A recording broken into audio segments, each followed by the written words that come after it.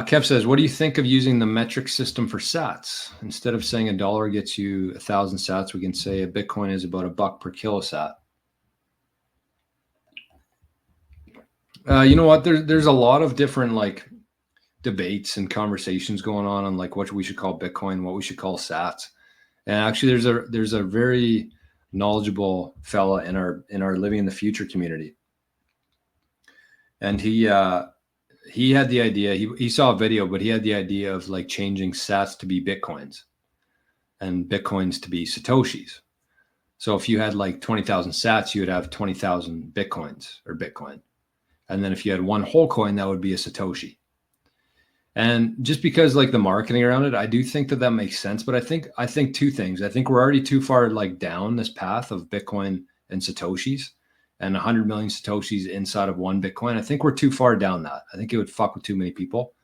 And just people in general will be very confused, I think. And the other part of that too is like, I don't mind the fact that people aren't buying Bitcoin yet. Truly. I know that sounds bad to say, but like getting into Bitcoin and having the conviction to hold in Bitcoin and building the foundation and the floor that we need in Bitcoin requires work. And I do agree that if we changed it to be like 50,000 Bitcoin instead of 50,000 sats, that would attract more people. They would see it differently.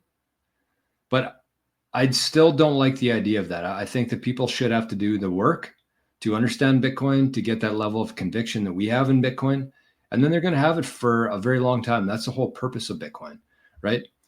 And so the other thing too that I would say, the last thing I would say on that is with the sats, with the Bitcoin, it still wouldn't matter because like just think this through.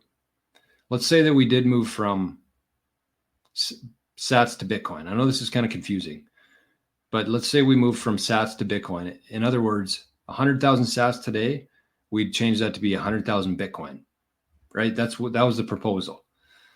But it still doesn't change the unit bias there, because even if we were to look at 1 sat right now, it's still much less than 1 cent.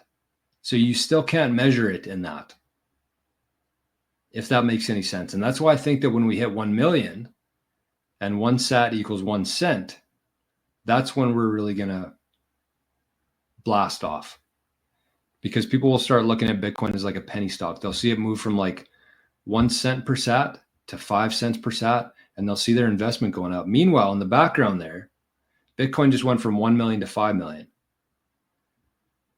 So Bitcoin to the normal person, but you have to get to 1 million first before you can even do that. Otherwise, nobody can comprehend it in terms of like 1 sat or 1 Bitcoin in this case would be like 0.005 of a cent.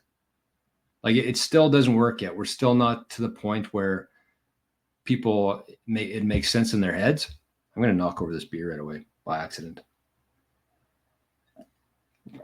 So I don't think that it matters. Truly. I don't think that it matters what it's called. We just have to be on the same page.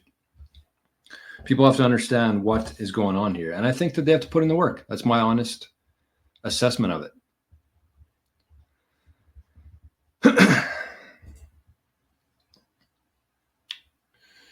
Kev says 1,000 is a lot of money for Gen Zer, but megasat sounds like an appropriate large amount of Bitcoin.